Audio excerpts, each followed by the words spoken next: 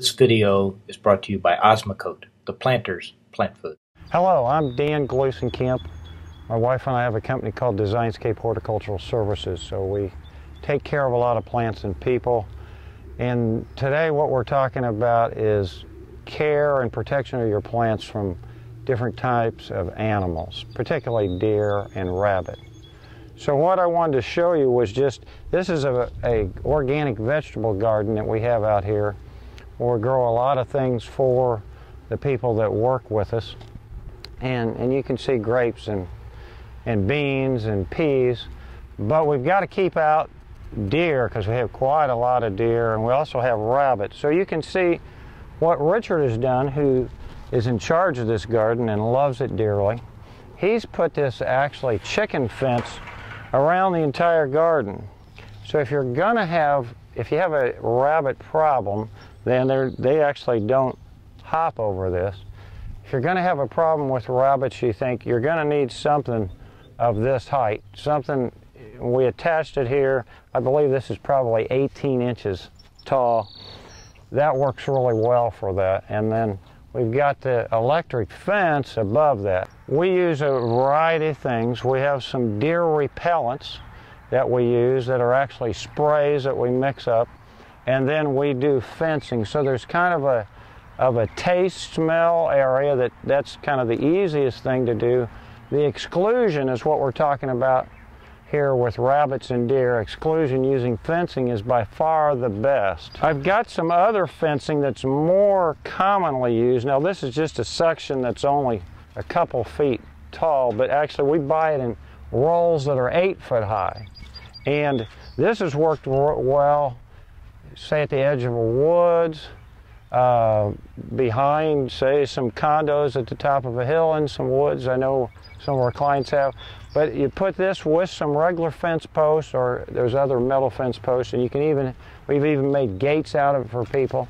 We've protected entire properties that are several acres with it. But what that does, it's strong enough that they can't run through it.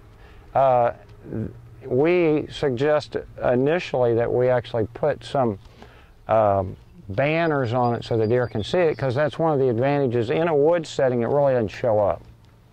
So if you have a big enough space, that works.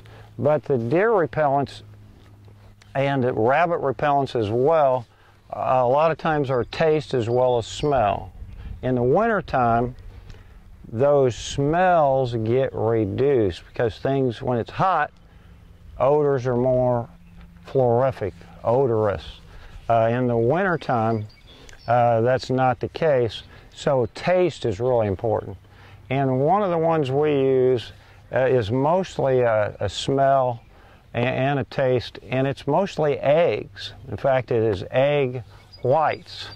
But they pre-package this and we dilute it. It's also cayenne pepper. So we have done, and at the state park here close, they gave us a recipe and we tried it, and it really works. A good homeowner thing. And it was a dozen eggs in a 5-gallon bucket. You can throw the shells in if you want, but dozen eggs, a teaspoon of soap, and the soap is actually a sticker. It makes it adhere to the leaves of the plants. 5 gallons of water, and then probably about a half cup of cayenne pepper. So you get that taste. The egg is the odor. It actually does putrefy, and so outside it's not like having a rotten egg inside, but it's still, there is that odor, and initially quite a strong odor. The length of time that they're going to be effective depends tremendously on the weather, and rain in particular. A lot of them that you'll find available talk about how rain fast they are, how long they last. It's really varies, but they do wash off. So as an average, we say in the beginning, apply them once a week, whether it rains or not.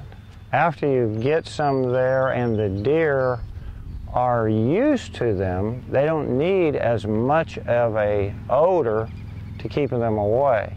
So if you apply them every week in the beginning, then you're sure that it's going to last. A lot of them say on the label that they're going to last 30 to 60 days, and they may if you don't have any rain and the weather's cool. If it's hot, things break down faster. In the winter, like I said, you need a little more stronger odor or at least a strong taste. So once a week in the beginning, and that's another thing, whether it's rabbit or deer or whatever, you want them to understand early on that this is not a place they want to be. And what all animals are conditioned to do is to stay away from areas they feel uncomfortable, that they feel threatened.